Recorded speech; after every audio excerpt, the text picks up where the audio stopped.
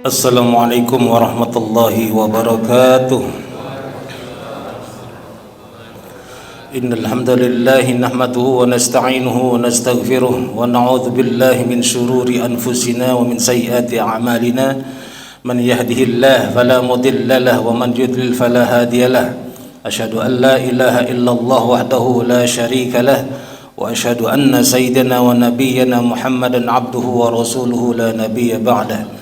Subhanaka la ilma lana illa ma 'allamtana innaka antal alimul hakim wa tub 'alaina innaka antat tawwabur rahim. Rabbi shrah li sadri wa yassir li amri wahlul 'uqdatam min lisani yafqahu qawli, amma ba'd. Allahumma faqihna fid din wa 'allimna ta'wil, amin ya rabb. Yang terakhir adalah seperti yang pernah saya bilang, itu doa Nabi Rasulullah kepada Ibnu Abbas. Jadi guru-guru yang punya murid, yang punya santri, orang tua kepada anak boleh doakan itu sambil dipegang dadanya sebelah kiri. Jadi doain Allahumma faqihna fiddin. Kalau kepada anak, Allahumma faqihhu fiddin wa 'allimhu ta'wil. Alhamdulillah, pada pagi hari ini setelah kita salat subuh berjamaah, kita melanjutkan kembali taklim kita, kajian kitab At-Tibyan fi Adabi Hamalatul Quran, karya Imam An-Nawawi Ad-Dimashqi, yang beliau adalah ulama yang hidup. Ini bisa multi talent, beliau disebut bisa juga ulama multi talent karena beliau ahli hadis, ahli fikih pula. Kitab-kitabnya banyak sekali dan di Indonesia banyak sekali. Kita di sana sini mengkaji. Jadi yang kita sering kenal itu Riyadhus Shalihin, ada Al-Azkar, ada Arba'in Nawawi, nanti di fikihnya ada Al-Majmu', Syarah Al-Muhadzab. Ya, jadi banyak sekali. Ini kita At-Tibyan tentang adab-adab berinteraksi dengan Quran. Seyogyanya kalau di pesantren Quran harus ada kitab ini di awal-awal. Kalau ada pesantren Quran yang nggak ngaji ini kelewat, lompat. Pada pagi hari ini kita menjelang Hari Raya Idul Adha, kalau nggak salah kurang lebih 2 pekan lagi. Mungkin di antara kita ada yang berangkat pergi haji. Ada ya Pak? Insya Allah, mudah-mudahan kita doakan hajinya haji mabrur, haji yang diterima oleh Allah, haji yang akan menggapai surga sebagaimana janji Rasulullah SAW. Kita terus berdampak positif buat masyarakat kita, komplek kita, negara kita, karena ini Indonesia tiap tahun hampir yang paling besar, selalu paling besar ngirim jamaah haji setiap tahun. Ya, kita lebih dari 200.000 orang. Bahkan pemerintah sudah buat kampung umat Islam Indonesia, yang haji Indonesia di sana. Jadi banyak cerita di situ bagi kita yang belum diberi peluang dan kesempatan, agar Allah mudahkan jalannya untuk ke sana menunaikan ibadah haji sebelum Allah menjemput kita untuk kembali kepadanya. Dan tahun ini juga mudah-mudahan kita dilapangkan rezeki untuk berbagi dengan menyembelih hewan kurban, insyaallah. Jabar Rahmah banyak Pak ya, insyaallah ya. Nah, kita lanjutkan kitab At-Tibyannya. Kalau yang megang bukunya halaman 100 pas. Bismillahirrahmanirrahim. Berlupa. Sebagaimana biasa sebelum kita kaji, mari kita kirim Al-Fatihah bil khusus untuk arwah Imam An-Nawawi, umumnya untuk guru-guru kita, kedua orang tua kita, termasuk kedua mertua kita yang dipanggil oleh Allah, yang telah dipanggil oleh Allah, orang-orang tersayang, orang-orang yang berjasa dalam hidup kita semuanya, agar Allah angkat derajatnya, Allah lapangkan kuburnya, Allah tetapkan menjadi ahli surganya Allah, dan kita akan dikumpulkan kembali bersama mereka di dalamnya. Ala hadhihi wa ala kulli nabiyyin shalihah wa ila hadratin nabiy al-mustafa Rasulullah sallallahu alaihi wasallam. Al-Fatihah. A'udzu billahi minasyaitonir rajim. Bismillahirrahmanirrahim. Alhamdulillahi rabbil alamin arrahmanir rahim maliki yaumiddin iyyaka na'budu wa iyyaka nasta'in ihdinas siratal mustaqim siratal ladzina an'amta 'alaihim ghairil maghdubi 'alaihim waladdallin amin. Bismillahirrahmanirrahim. Faslun fi ahwalin tukrahu fiha al-qiraah. Ini pasal bab tentang dimakruhkannya baca Quran pada kondisi-kondisi tertentu, pada keadaan-keadaan tertentu. Nah, jadi ada keadaan-keadaan tertentu, kondisi-kondisi tertentu, itu justru baca Quran dimakruhkan, Pak. Makruh itu seringkali orang kalau dengar hukum makruh itu menyepelekan, tapi padahal arti makruh itu dibenci. Iya kan? Makruh itu artinya dibenci. Di fikih nanti ada makruh tanzih, makruh yang hampir dekat hukumnya haram. Makruh tanzih. Nah, jadi kalaupun ada ulama yang memakruhkan rokok, tapi rokoknya makruh tanzih, Pak, udah mendekati haram. Nah, rokok tuh kalaupun ada yang memakruhkan ulama, tapi makruhnya tanzih. Nah, mendekati haram. Ya kalau yang Muhammadiyah kan lebih tegas lagi, fatwanya haram udah. Gitu.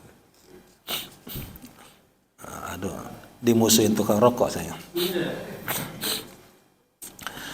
I'lam anna qiraatal Qur'an, ketahuilah wahai saudara bahwa sesungguhnya baca Quran mahbubatun 'alal itlaq, secara mutlak hukumnya disenangi, disunahkan. Secara mutlak, ya. Mahbub itu disenangi, disunahkan. Illa fi ahwalin makhsusatin jaa syar'u bin nahyi anil qiraah fiha, kecuali pada keadaan-keadaan khusus tertentu yang ada dalilnya secara syariat untuk melarangnya. Gitu. Wa ana adzkuru, kata Imam Nawawi, dan aku ingin menunjukkan ma hadarani al-an minha mukhtasaratan bihadzil adillah. Aku ingin menunjukkan kondisi-kondisi yang tertentu tadi yang dimakruhkan itu secara ringkas, mukhtasara, secara pendek, bihadzbil adillah, tanpa menyebutkan dalil-dalilnya lagi. Kenapa? Fa innaha masyhurah, karena dalil-dalilnya itu sudah sangat populer, sering didengar orang, bahkan udah ada yang hafal dalilnya. Fatukrahul qiraatu fi halir ruku', di antara dimakruhkan baca Quran tuh kalau lagi sholat ketika ruku. Makruh, Pak. Was sujud, dalam keadaan sujud makruh. Wat tasyahud, kalau yang baru tahu ya berarti ini dikasih tahu, makruh.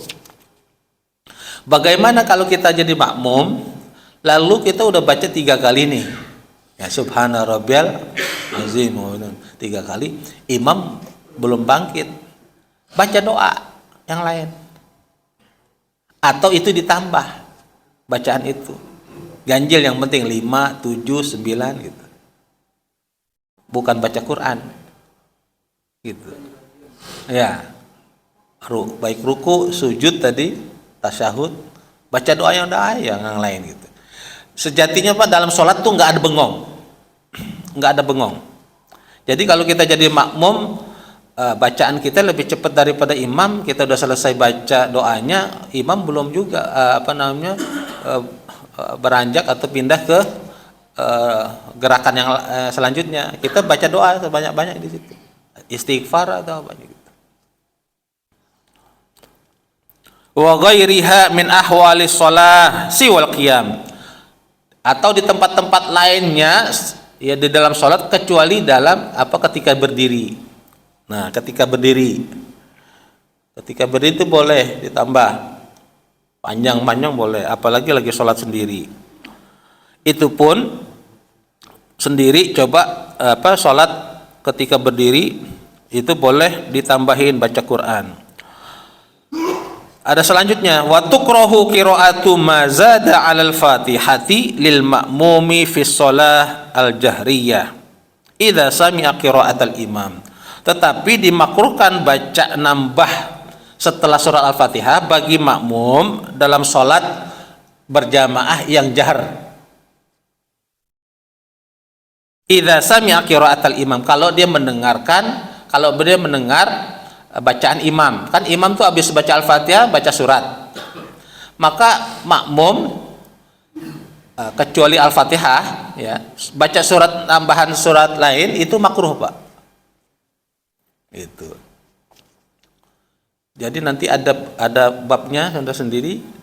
Imam Nawawi ini kan mazhabnya Syafi'i. Jadi ada 4 keadaan kondisi di mana imam selayaknya dia diam dulu, berhenti. Di antaranya termasuk ngasih kesempatan makmum untuk pertama habis takbiratul ihram, Allahu Akbar, jangan langsung baca Al-Fatihah, ngasih waktu untuk makmum baca doa iftitah. Yang kedua, setelah baca Al-Fatihah ngasih waktu untuk makmum baca surat Al-Fatihah. Nah, gitu. Kalau nggak cukup juga Fatihahnya, imam udah keburu baca surat, makmum belum selesain aja terus, percepat. Nah, nanti 2 lagi kapan? Nanti pasalnya ketemu, saya sebutin 2 dulu. Jadi itu ada 4 kan. Jadi makmum tuh baca surat lain setelah Al-Fatihah kalau di sholat jamaah yang jahar, yang imam baca surat setelah Al-Fatihah kedengaran itu dilarang, makruh, kecuali yang enggak jahar. Ya. Di rakaat ketiga, rakaat keempat, atau zuhur dan asar, gitu. Atau bagi orang yang tuli, dia kan nggak dengar bacaan imam,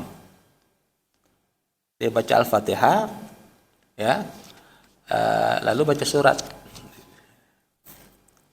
Ini dalilnya kita udah pernah bahas, ya kan? Kalau dibacakan Quran untuk kalian, maka fastami'u lahu wa ansitu. Maka imam ketika baca Quran, ayat Quran setelah Al-Fatihah, kita dengar. Itu perintah Allah. Wa tukrahu halatal qu'ud 'alal khala. Dimakruhkan pula, dibenci membaca Quran itu halatul qu'ud 'alal khala, ketika duduk atau jongkok di WC, toilet. Saking apa biasanya murojaah tanpa sadar lagi jongkok, mulutnya baca Quran aja itu. Bukan malah dapat pahala.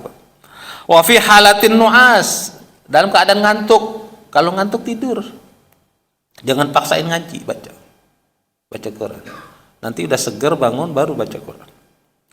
Wa kadza idza istajama alaihi al-Qur'an.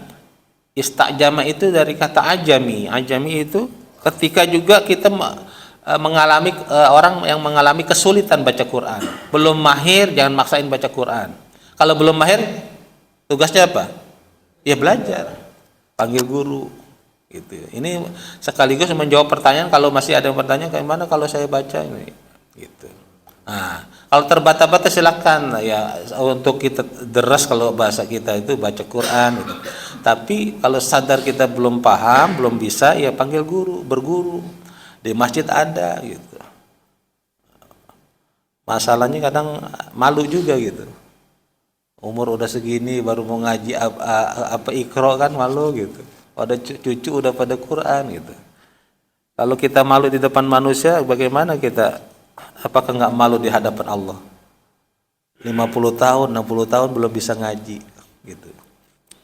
Nah, maka kalau kita semangatnya ada tinggi, malu itu hilang. Malu untuk kalau kita berlaku maksiat. Ini juga jawaban bagi banyak yang nanya. Ini seringkali bukan selalu metode atau gurunya yang kurang bagus ngajarnya, tapi memang khawatir, Pak, orang-orang seperti ini belum doyan ibadah. Kenapa? Allah yang nggak kasih untuk mendekat. Kemarin saya baru cerita gitu. Banyak orang yang keluar negeri, ke Jerman, ke Jepang, ke Eropa, udah keliling sampai pensiunnya belum haji. Bisa jadi bukan karena dia nggak mampu, nggak punya duit, badannya sehat Pak, sampai sekarang sehat. Tapi nggak, kenapa? Allah yang nggak getarkan hatinya untuk datang. Ngeri kalau udah seperti itu. Banyak orang yang rumahnya cuma sekian meter ke masjid, kenapa? Berat. Bukan dia nggak mampu, Allah yang nggak kasih dia datang.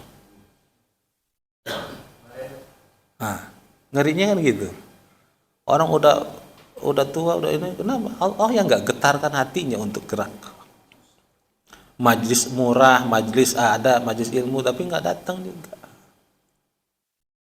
Saya berkali-kali saya bilang, saya ikut daurah itu Pak, ada yang sampai jutaan buat nyelesain kitab aja. Nah, kita nggak majlis di ilmu di masjid itu gratis, habis itu ada coffee break, ada sarapan, AC gitu kan, gitu. Kita lanjutin.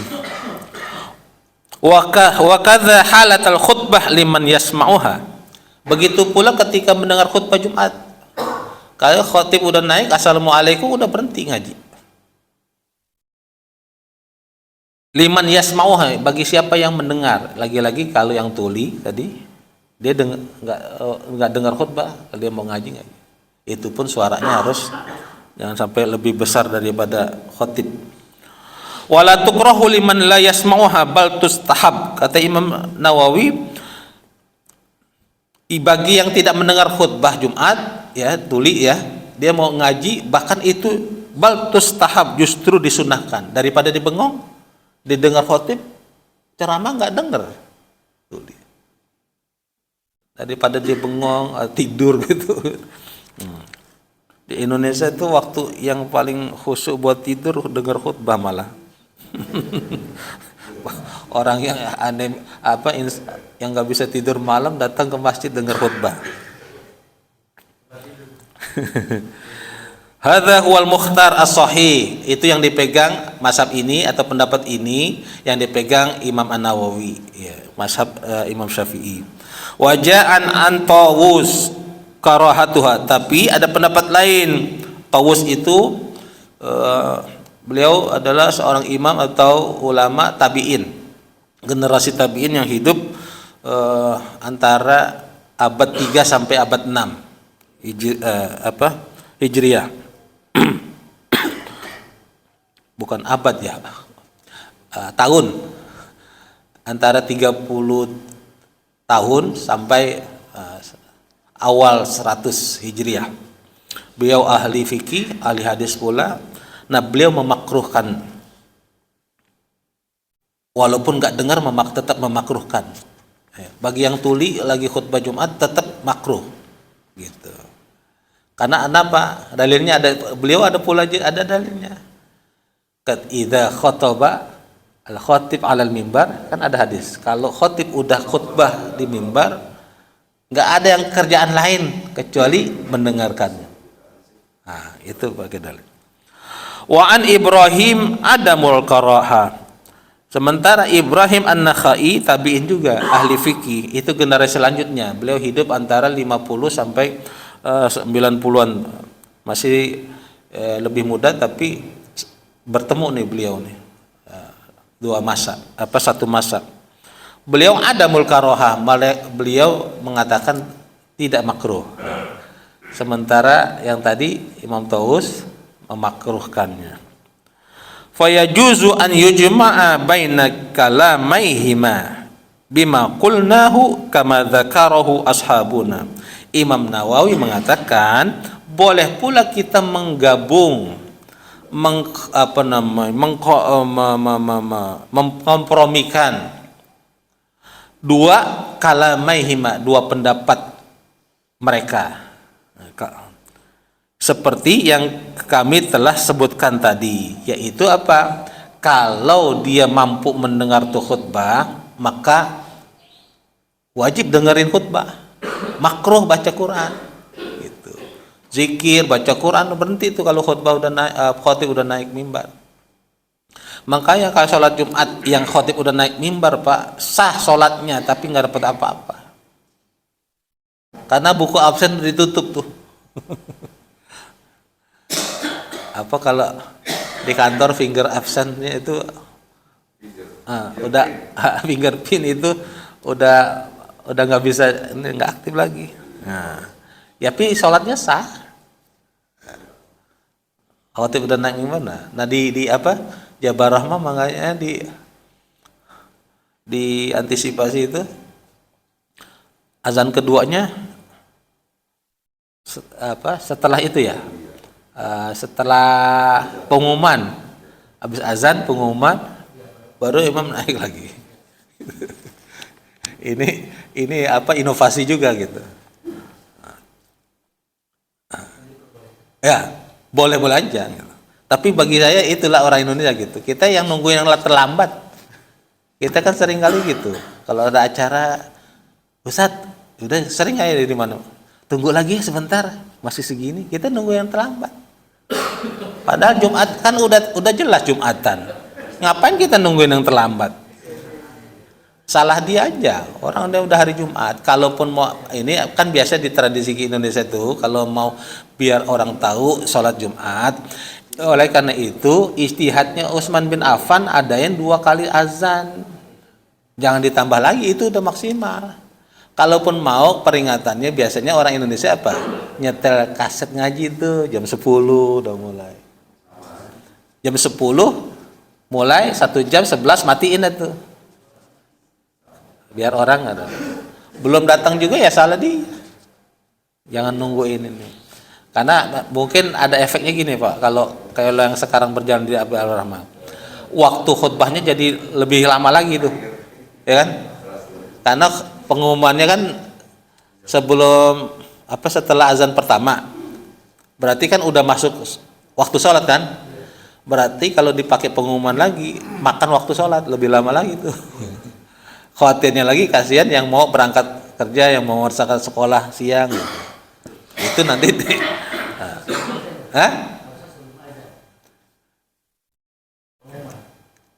kalau saya begitu. Jadi supaya nggak makan waktu azan, waktu sholat. Karena habis azan kan berarti udah waktu masuk waktu sholat. Kalau alasannya atau bolehlah kemarin-kemarin kalau masjid baru, kalau sekarang ya ngapain kita nungguin yang terlambat? Waktu Jumat kan udah ketahuan.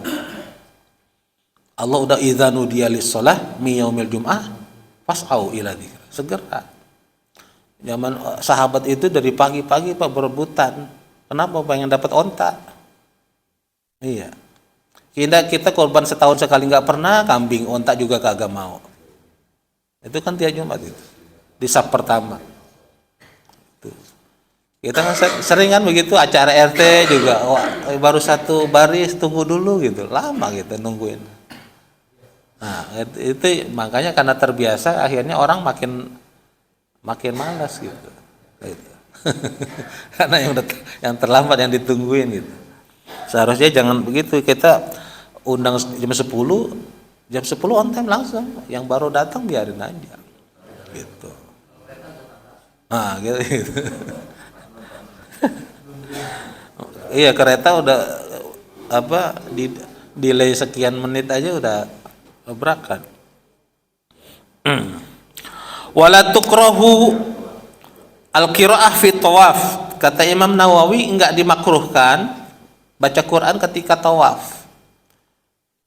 Ya, jadi ada orang yang tawaf sambil baca Quran boleh Pak. Satu keliling ada yang bahasa sampai 1 juz Pak selesai. Jadi 7 kali tawaf tuh 7 juz selesai. Bisa bahkan lebih. Kalau yang udah hafal kan nggak perlu pegang Quran Pak. Hadza mazhabuna, ini mazhab kami kata Imam Nawawi. Jadi Imam Syafi'i itu mengatakan boleh, nggak makruh baca Quran ketika sambil tawaf.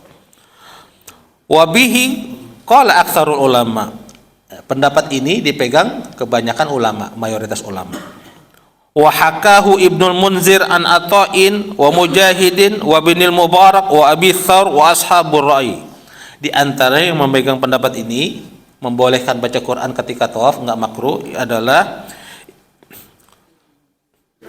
Ibnul Munzir, Imam Atha', Mujahid, Ibnul Mubarak, Abu Thawr dan para ulama-ulama mazhab ra'yi yang rasional. Wa hukiya 'anil Hasanil Basri wa Urwata ibni Az-Zubair wa Malik karahatul qira'ah fit tawaf. Namun ada juga ulama yang memakruhkannya. Siapa di antaranya? Al Hasan Al Basri, Urwah bin Az-Zubair, Imam Malik, gurunya Imam Syafi'i itu memakruhkan. Imam Nawawi jelasin lagi nih, wasahihul awal, dalam mazhab Syafi'i beliau memegang sahih yang paling dia kuat, mazhab pertama yang artinya enggak makruh. Wa qad taqaddama bayanul ikhtilaf fil qira'ah fil hammam. Begitu pula kami telah menjelaskan perbedaan pandangan ulama dalam masalah baca Quran di kamar mandi. Sebelumnya ada kita bahas. Kamar mandi itu tempat yang bisa dibilang kurang suci, tidak bersih, maka bisa makruh. Wa fit turuq. Nah, turuk itu di jalanan yang pernah kita bahas itu, kalau dia mengganggu kekhusyuan kita baca Quran, ngapain baca Quran di jalanan? Atau mengganggu orang jalan lewat lalu lalang, kita mentang-mentang baca Quran, wah disenggol marah gitu loh. Nah, kita yang ganggu orang di jalanan gitu. Ya. Jadi ibadah pun jangan punya semangat dong, Pak, tahu aturan juga. Baca Quran pakai mic gitu jam 1, jam setengah 12, ganggu orang tidur.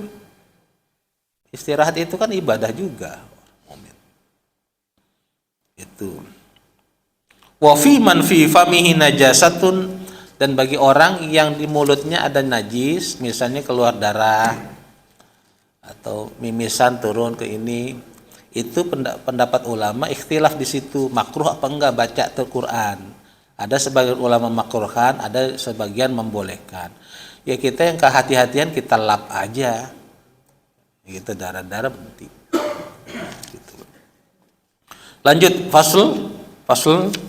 Wa minal bid'il munkarah fil qiraah, dan di antara bid'ah munkarah, bid'ah yang buruk dalam baca Quran adalah ma yaf'aluhu jahalatul musallin bin nas fi tarawih.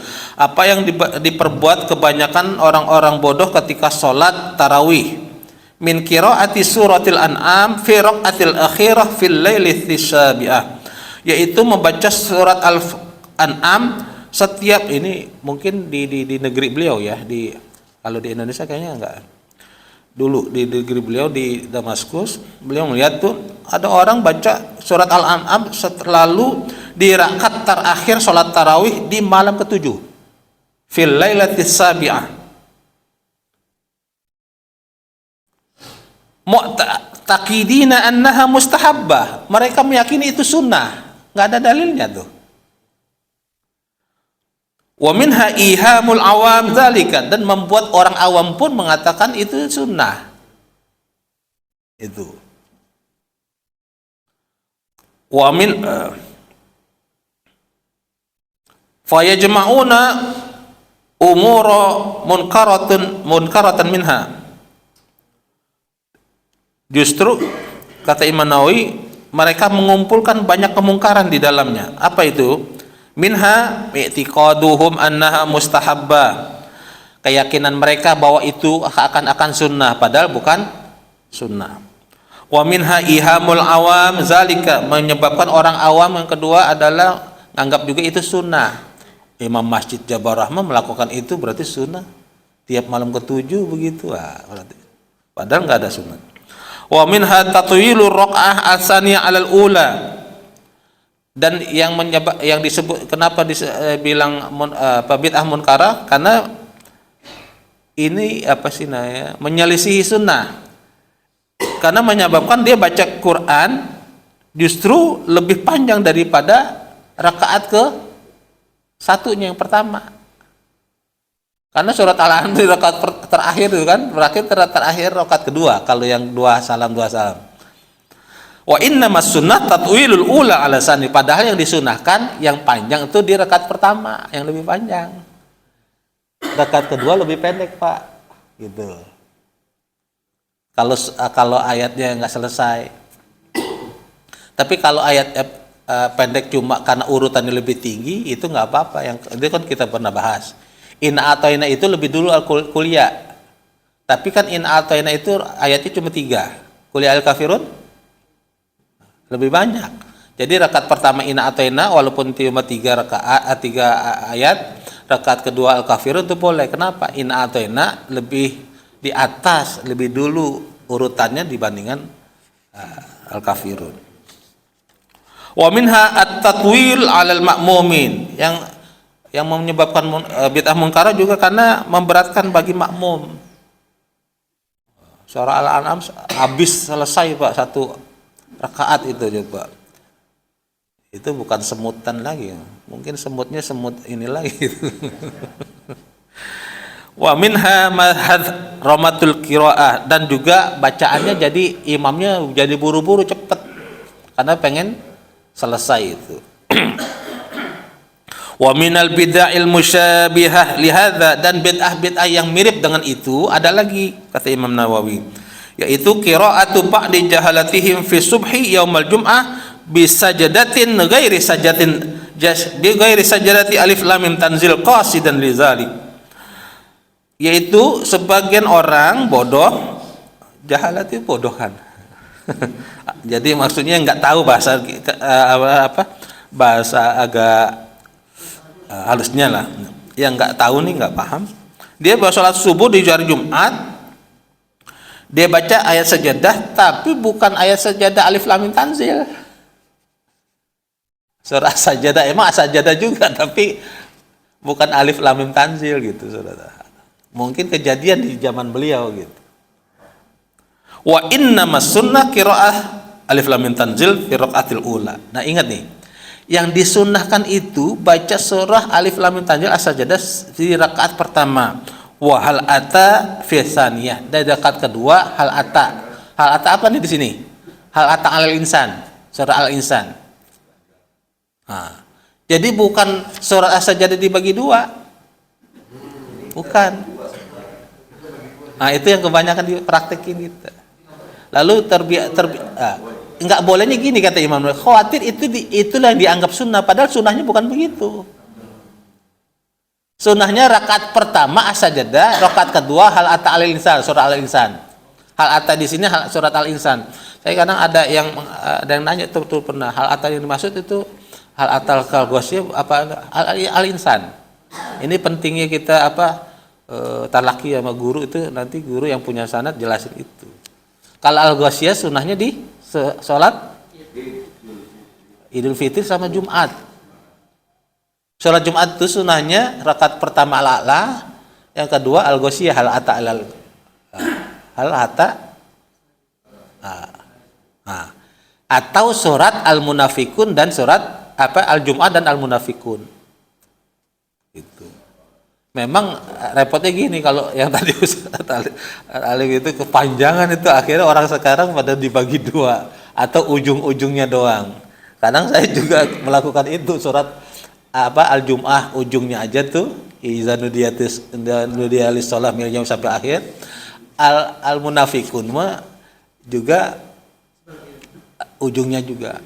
Karena memang mempraktekannya ini buat orang Indonesia segitu aja udah panjang, Pak. Dan saya kejadian begitu saya praktekkan itu, pengen saya sekali-kali lah, kapan lagi ya, itu pun lagi Ramadan kan, nggak makan siang, saya baca tetap ada orang tua datang, saya komplain kepanjangan. Ya, satu sisi kita pengen menjalankan sunnah, jangan baca panjang-panjang karena makmumnya ada orang tua juga. Tapi satu sisi imam kadang mau menjalankan sunnah yang lain, pengen baca ayat sesuai yang Nabi biasa baca. Ini yang seringkali di Indonesia nggak bisa. Akhirnya imamnya harus ngalah. Baca 2 ayat, baca surat-surat agak pendek. Enggak, kalau subuh juga saya di Al-Jabar Rahmah belum ada yang komplain aja, jadi nanti kalau subuh kepanjangan nanti saya ganti aina aja gitu. Masih ada waktu? Ya, masih. Kita Lanjut pada pasal berikutnya 102, faslun fi masaila gharibatan tad'ul hajatu ilaiha. Pasal tentang masalah-masalah langka, gharibah, aneh, unik, apalagi yang jarang dibahas padahal itu penting, kata Imam Nawawi. Minha, diantaranya annahu idza kana yaqra'u fa'aradu lahu rih, kalau orang sedang baca Quran lalu keluar rih. Tapi di sini nih rihnya itu bukan buang angin, bukan. Kalau kentut itu udah pasti kayak wudu, batal dia wudu. Ini sendawa atau nguap. Kalau lagi baca Quran, tahu-tahu tahag. Ada yang bilang tahag ya. Panjang itu. Nah, fayan bagi an yumsika anil qiraah. Maka orang yang baca Quran hendaknya berhenti baca Qurannya, tahan. Yumsik itu imsak kan dari Ramadan, imsak tahan. Yang udah sahur tahan tuh karena dikit lagi subuh. Maka an yumsika anil qiraah, maka yang orang lagi baca Quran mau datang tahak nih, sendawa atau nguap, berhenti. Jangan dilanjutin baca Quran sambil nguap. Yasin wal Qur'an hakim. Jadi jangan berhenti Pak, Bu. Gitu. Itu nggak boleh. Jadi kan bacaannya nggak benar tuh. Hatta yatakamala khurujuha thumma ya'uda ila qiraah, sampai selesai itu sendawanya atau nguapnya tadi, baru nanti melanjutkan bacaan. Kalau dia terhenti di tengah-tengah bacaan, seyogianya atau hendaknya diulang lagi dari awal ayat. Kata rawahu Ibnu Abi Dawud wa ghairu an Atha. Begitulah diriwayatkan dari Ibnu Abi Dawud wa ghairuhu dan yang lainnya dari Atha. Wa huwa adabun hasan, dan ini adalah adab yang baik. Karena yang kita baca bukan komik, bukan novel, tapi ini kalam Allah. Wa minha annahu idza tasa'aba amsaka 'anil qiraah hatta yanqadi as-tasa'ub thumma yaqra. Ini baru yang nguap. Tadi kan sendawa. Begitu pula ketika menguap, maka berhenti tuh baca Quran hatta yanqadi as-sana'ub thumma yaqra, sampai selesai menguapnya itu baru dia lanjutkan baca. Qalahu Mujahid wa huwa hasan. Dan ini juga pendapat Imam Mujahid dan ini hasan. Wa yadullu alaih ma thabata an Abi Sa'idin al-Khudri radhiyallahu anhu qala, dan ditujukan pula atasnya apa yang telah datang riwayat dari Abu Sa'id al-Khudri, sahabat Nabi radhiyallahu anhu. Qala, beliau berkata, qala Rasulullah sallallahu alaihi wasallam, Nabi pernah bersabda, idza tasa'aba ahadukum falyumsiku biyadihi ala fami fa inna syaitana yadkhul, rawahu Muslim. Kalau ini hadis yang lain untuk menguatkan ini. Kalau kalian datang nguap, maka fal yumsik biyadihi ala fam, maka tutup nih mulutnya dengan tangan. Jangan tangan jangan dibuka, atau bahkan ini jadi mainan. Wow, tetangganya kedengeran, sampai sengaja dipanjang-panjangin. Nguap. Ini bukan adab yang baik dan bukan adab Islam. Karena ini sunnah Pak. Sunnah.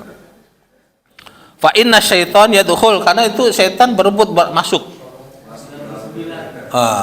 Itu kalau dipanjang-panjangin berapa banyak tuh setan masuk. Makin dipanjang-panjangin setannya makin banyak. Rawahu Muslim, Imam Muslim. Memang dari hadis ini apakah tangan kanan tangan kiri enggak disebutkan langsung secara gimana ininya kan. Kalau tangan kanan lagi megang sesuatu atau ini ya yang kiri. Masih ada waktu? Masih? Wa minha, diantaranya pula ini masalah-masalah langka, unik tapi penting untuk dibahas. Annahu idza qara'a qaulallah, qari orang baca Quran kalau ketemu ayat Quran surat At-Taubah ayat 30, wa qalatil yahudu Uzairun ibnu Allah wa qalatin nasara al-Masih ibnu Allah. Terus surah Al-Maidah ayat 64, wa qalatil yahudu yadullahi maglulah. Lanjutnya surat Maryam 88, wa qalu takhadzau rahman walada. Saya langsung artiin deh tadi. At-Taubah 30 tadi orang Yahudi mengatakan Uzair adalah anak Allah, orang Nasrani mengatakan Al-Masih adalah anak Allah. Taubah 30. Wa qalatil yahudu yadullah maglula, orang Yahudi mengatakan tangan Allah terbelenggu, diikat. Wa qalu takhadzar rahmanu walada, mereka mengatakan orang-orang Yahudi atau orang-orang Nasrani mengatakan Allah punya anak. Maryam 88. Atau wa dzalika minal ayat, atau ayat-ayat yang sejenis. Fayan bagi an yakhfidha biha sautahu, maka sunnahnya Pak direndahin, pelenin. Kenapa ayat-ayat ini ayat-ayat menghina Allah? Jangan kita bacain lantang, itu kita kayak ngumumin malah. Nah, kan kalau ngumuman kan baca suara lantang. Maka ayat-ayat yang merendahkan Allah itu bacanya dipelenin. Jangan lantang, jangan dikerasin. Kana Ibrahim An-Nakhai yaf'al, begitulah Imam Ibrahim An-Nakhai, seorang tabi'in tadi, yaf'al, sering melakukannya, senantiasa melakukannya. Satu lagi deh, wa minha, diantara juga marwahu Ibnu Abi Dawud bi isnadin dhaifin an Sya'bi annahu qila lahu. Begitu pula riwayat dari Ibnu Abi Dawud dengan sanad yang dhaif. Imam Nawawi mengatakan ini memang sanadnya dhaif.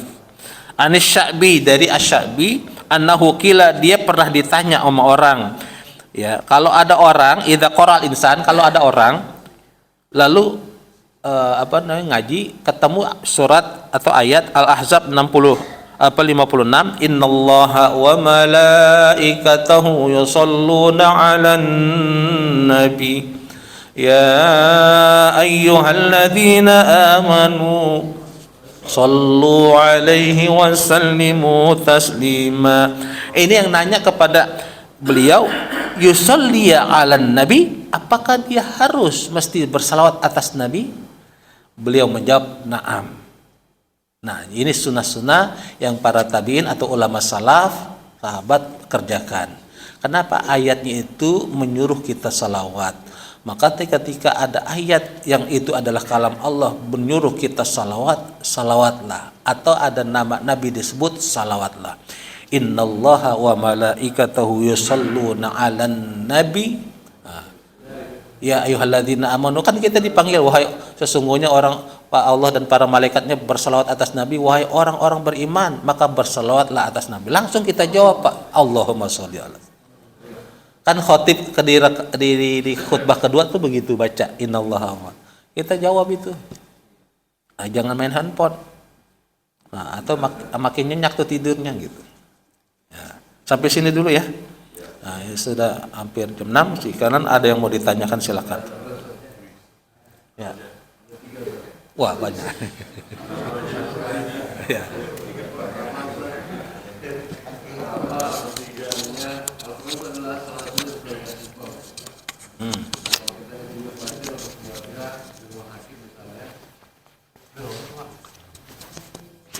Nah itu kalau kita nggak sempat bacakan Al-Quran, kita dengarkan murotal di kuping dia Ustaz, atau bisa dari handphone gitu, atau misalnya ada yang kecil itu ada speakernya.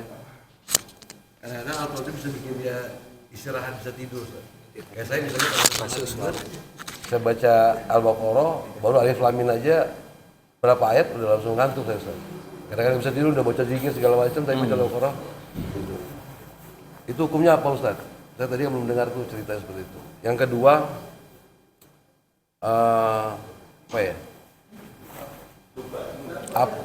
apakah Imam Nawawi gak ngasih tahu adabnya? Perlu nggak ada adab bersiwak dulu sebelum baca Al-Quran Ustaz? Bersiwak dulu Ustaz. Ya salah satunya itu. Terus kemudian udah dua itu dulu, lupa Ustaz. Lupa dua itu. Lupa. Jadi udah lama nunggu. Ya langsung saya jawab ya. Makasih Pak Raja. 3 tapi akhirnya lupa 1. Mungkin udah ntar ingat. Yang kedua, apakah hukumnya, apakah dibahas apa sunnah bersiwak sebelum baca Quran. Ini udah dibahas nih, udah ada, udah lewat ya, udah pernah kita. Jadi memang sunnah itu bersiwak, apalagi apa namanya itu habis makan bawang putih, bawang apa itu, jengkol. Makanya itu kan ada kejadian orang bawa habis bawang putih, bawang masuk ke masjid. Kata Nabi siwak dulu. Tapi orang sekarang, nah ini saya mau bilang, keringetan, bau keringet, masuk ke masjid, mandi dulu. Atau kalau nggak sempat mandi ya dilap keringetan, jangan keringet masuk ke Jabal Rahmah. Atau bau rokok tadi, bau bawang aja kan itu kan ya, ilatnya kan di situ. Kenapa dimakruhnya ilat, mengganggu orang. Termasuk bacaan-bacaan tulisan di baju belakang, ya kan. Oh, itu ganggu orang. Kadang saya merek kain sarung aja jadi ganggu tuh Pak. Kita sholat di belakang orang gitu kan, wah Dimor nih, wah BHS, jadi kepikiran gitulah. Itu kadang saya balik itu pakai kain sarung jadinya. Jadi apa mereknya tuh di atas supaya enggak, karena sering ganggu.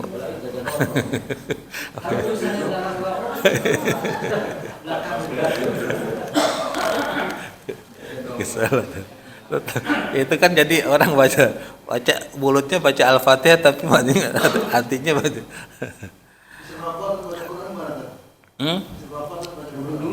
Tadi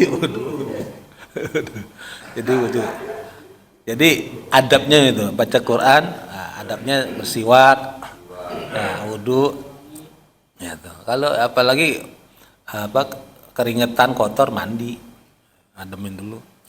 Yang pertama apa tuh hukumnya kalau orang sakit kita bacain Quran atau kita mau tidur baca Quran itu bikin ngantuk? Itu malah sunnah. Sunnahnya gitu Pak Raja.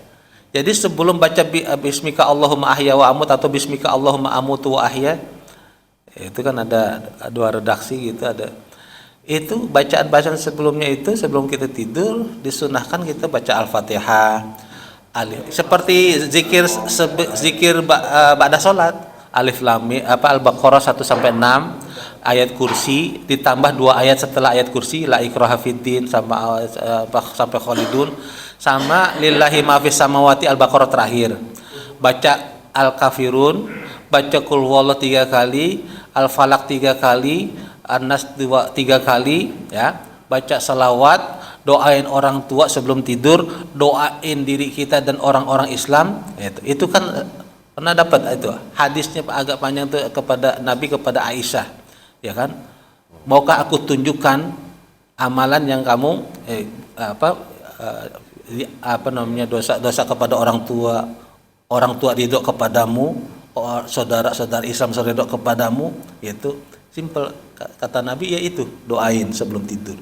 Jadi baru terakhir bismika Allahumma ahya wa amut. Kalau saya biasanya saya tutup dengan syahadat, supaya kalau enggak bangun lagi kalimat itulah yang terakhir saya ucapin.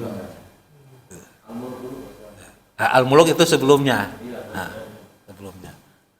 Itu jadi sunnah. Termasuk orang sakit jangan ngobrolin ini ya, hewan piaraannya ya Haji, iya Kong itu tenang, ayam mah di rumah itu gitu. Kambing nih gitu, ada yang nawar, orang lagi sakit ngomongin kambing gitu. Jadi justru susunannya itu kita baca Quran, baca surah Yasin, ya itu penyakit itu kan karena sifat tadi. Walaupun memang sifat obat Quran itu jadi obat, pertama tergantung siapa yang baca. Kalau ahli maksiat dibaca Quran nggak mempan Pak, mau 300 kali baca Al-Fatihah nggak mempan. Hatinya atau imannya itu syirik nggak mempan. Kalau dukun ya nggak mempan. Cuma walaupun dukun baca Al-Fatihah, tapi sebenarnya bukan Al-Fatihah yang menyembuhkan, itu setannya dukun. Gitu. Ada orang bahkan jangankan ngobatin orang lain, dianya jadi brengsek, baca Quran tapi brengsek. Kenapa? Itu kan pernah dibilang, yang pernah kita bahas itu. Anas bin Malik mengatakan, rubbatalil Quran wal Quran yal'anuh. Berapa banyak orang sering baca Quran, bahkan hafiz Quran, tapi Quran justru melaknat dia. Nauzubillah. Kenapa? Dia baca Quran, tapi apa hukum-hukum Allah yang ada Quran dia langgar semua, dia tahu. Ini nggak boleh, ini haram, ini dosa. Tapi nggak dia langgar. Dia baca Quran, justru Quran melaknat dia. Nah, gimana tadi? Nambahin yang ketiga Pak Raja tadi. Kalau baca Quran Ustaz, ketika tadarus kan itu malam Ustaz. Terus pakai mic itu gimana Ustaz? Malamnya jam berapa? Jam setengah 9, jam 9. Kalau di Ramadan itu sesuai kembalikan kepada al-hadah muhakkamah. Kebiasaan itu jadi hukum. Kalau memang bisa tolerir jam 10 ke bawah masih ditolerir oleh masyarakat, silakan. Tapi kalau namanya udah tengah malam, udah. Kalau masih mau deras juga, kita masih melek, itu sendiri aja. Di rumah atau di masjid itikaf baca sendiri, jangan pakai mic. Karena itu waktunya orang istirahat. Itu.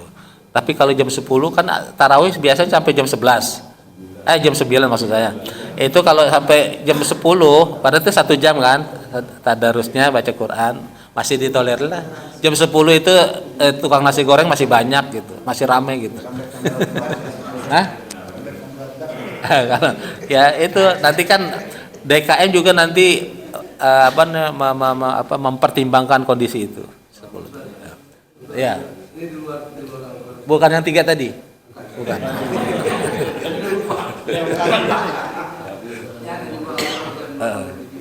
Ini kadang-kadang kebiasaan di WA, misalnya ada kerabat atau teman atau tetangga yang meninggal dunia, di komennya kita dan nenek itu semoga berbahagia. Mereka udah meninggal, semoga berbahagia. Itu kan harusnya orang yang masih hidup, kalau mati berbahagia ya, semoga dia mati berbahagia. Ini gimana Ustaz? Apakah kata-kata semoga berbahagia itu diucapkan setelah dia meninggal, atau pada saat dia masuk ICU di rumah sakit kritis, kita doakan semoga berhasil. Yang mana yang ada ternyata dalam kesini juga keluarga masih pengen lagi hidup di saya sekolah Fatimah. Soalnya ngeri kata-kata sekolah Fatimah itu tapi kalau bagus udah soalnya ngeri gitu. Oh nggak lagi mati sih, padahal sebenarnya nggak mau mati. Fatimah yang baik. Dan sebenarnya yang benar seperti apa? Husnul khotimah itu 2 kata dari husnu, baik, al khotimah akhir yang baik. Kalau orang nyebutin semoga husnul khotimah pasti itu doa yang baik, ya kan? Semoga umurnya ajalnya ditutup dengan baik, dengan kebaikan. Jadi saya mengartikan itu sebagai doa yang baik saja dari saudara sesama muslim. Kalau ada orang meninggal semoga husnul khotimah gitu. Ya pastinya memang setelah orang wafat dapat ini kan kalau orang masih hidup dibilang begitu orang tersinggung gitu. Husnul khotimah itu kan doa yang baik, walaupun itu memang bukan redaksi Nabi. Orang-orang lagi sakarat itu memang nanti ada fikih orang sakit tuh. Orang-orang sakarat itu seringkali banyak ditemani oleh suster atau bengong akhirnya. Padahal itu detik-detik yang sangat kritis. Ada saudara-saudara sanak famili yang harus nemenin baca Quran supaya dia tenang. Ada di akhir hayatnya itu ayat Quran lah yang dia dengar dan seterusnya. Kalau dia butuh bantuan untuk sholat, dia sholat diwuduin ya, ditayamumin kalau memang harus tayamum. Jadi walaupun lagi kritis begitu, jangan sampai meninggalkan sholat. Itu yang seringkali itu banyak dilupakan orang. Begitu sakit, mentang-mentang sakit parah, lalu nggak sholat. Yang nemenin juga duduk aja main handphone, nggak ngasih tahu gitu. Ya, udah sholat belum? Sholatin. Nggak bisa wuduin. Yang wajib aja saya bilang. Atau kalau harus tayamumin, suruh sholat. Ya sholat dengan anggota. Itu pentingnya kita ngaji bagaimana sholat ketika sakit. Bab sholat itu makanya paling panjang Pak di fikih itu, karena sholat itu paling banyak rukhsahnya, dispensasinya. Nggak ada kewajiban seperti sholat yang boleh ditinggal. kecuali perempuan kalau datang haid itu istimewa banget, nggak sholat. Kalau laki nggak ada alasan nggak sholat. Nah, zuri gitu. Ya. Boleh udah suruh tutup dia. Iya silakan. Kenapa surat Al-Baqarah itu ikrar masalah tentang sholat? Apa itu kesenangan? Ya. Ya. Ini penjelasannya pertanyaan pendek, tapi penjelasannya panjang nih Pak. Kalau nggak salah dalam satu khutbah saya pernah saya bahas itu, Iqra itu kata qara'a itu bermakna bukan hanya baca, tapi menelaah, meneliti, menganalisa, mengobservasi. Ketika Nabi merenung uzlah di Gua Hira itu, Nabi kan mengadukan umatnya, kok begini. Nabi itu keturunannya dari sanad Nabi itu silsilah dijaga untuk tidak menyembah berhala, syirik kepada Allah. Nabi itu merenung, ini nggak mungkin Tuhan kok begini bentuknya, ya kan, dibikin sendiri lalu Nabi nggak ujuk-ujuk merasa benar langsung merusak itu semua, tapi ngadu. Tapi kepada siapa untuk mengadu Nabi juga nggak tahu, makanya Nabi lah uzlah. Apakah intinya semua itu masalah apapun jalan keluarnya adalah membacakan ya? Iqra itu ayat pertama turun, Nabi disuruh berbaca, bacalah umatmu, bacalah sejarah tentang umatmu, sejarah masyarakatmu, bagaimana dia bisa seperti itu. Maka orang yang pengen membangun peradaban harus banyak literasi, baca. Bagaimana mungkin orang-orang kita membangun peradaban tapi kita minim baca? Yang kita kedepankan emosi, ya kan? Kita kedepankan kita nonton, orang Indonesia kebanyakan nonton daripada baca. Maka Iqra itu adalah syarat untuk bagaimana kita membangun peradaban masyarakat, termasuk diri kita yang beradab. Orang-orang yang beradab itu orang-orang yang banyak bacaannya banyak. Iqra itulah. Nah ini masalah lain lagi, panjang lagi nih. Nanti ada, karena interpretasi ulama ada macam-macam, ma'ana biqari atau ma'aqra. Ketika jawab Nabi, aku harus baca apa, atau ma'aqra, aku baca apa. Ada ulama mengatakan bukan sekedar ummi, bukan hanya Nabi yang nggak bisa baca, masyarakat Nabi memang nggak biasa baca. Kedua, masyarakat Nabi itu di dulu bukan masyarakat yang menerima wahyu. Yang banyak menerima wahyu mana? Yahudi, Pak. Taurat, Injil itu kan Yahudi. Jadi sejarah dari ini yang menerima kitab dari Tuhan Allah itu banyak kan Yahudi. Masyarakat Nabi nggak pernah menerima. Maka ada ulama ahli sejarah mengatakan ma'aqra atau ma'ana biqra, maknanya bisa begitu juga. Kita harus baca, aku harus baca apa gitu. Ma'aqra. Bukan hanya sekadar Nabi Umi, tapi memang masyarakat Nabi itu bukan masyarakat pembaca, gitu. Bukan masyarakat ya, ma'aqra. Jadi ketika Nabi disuruh baca, ma'aqra.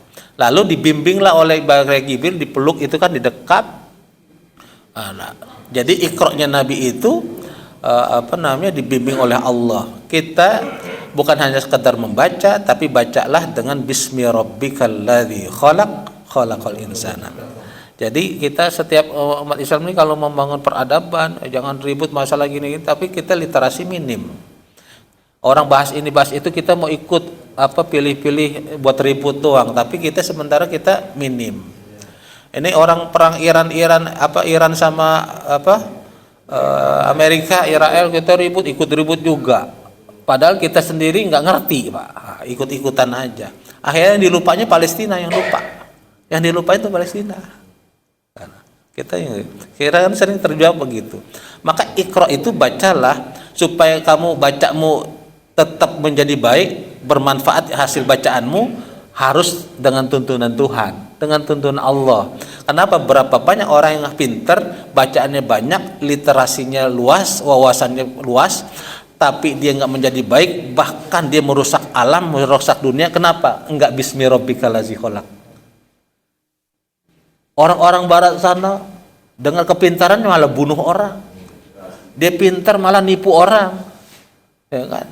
Dia pintar malah babat hutan. Ini pintar apa? Karena bukan bismi rabbikal ladzi khalaq.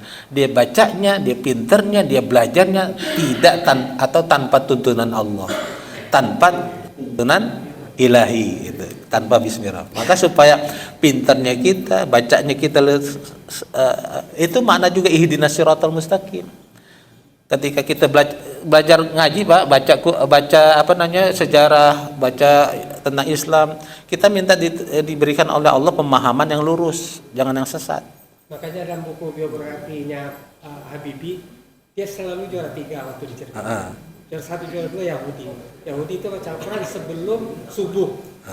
Jadi dia tetap baca Al-Quran juga itu. Betul. Makanya karena ihdinas siratal mustaqim. Wahai Allah, tunjukkanlah kami jalan yang lurus. Siratal ladzina an'amta alaihim. Jalan yang lurus itu yang gimana? Jalan yang engkau telah tunjukkan kepada hamba-hambamu yang kau beri nikmat. Ghairil maghdubi alaihim waladdallin. Bukan jalan yang dilalui orang-orang al-maghdub alaihim yang engkau murkai, waladdallin yang engkau sesatkan.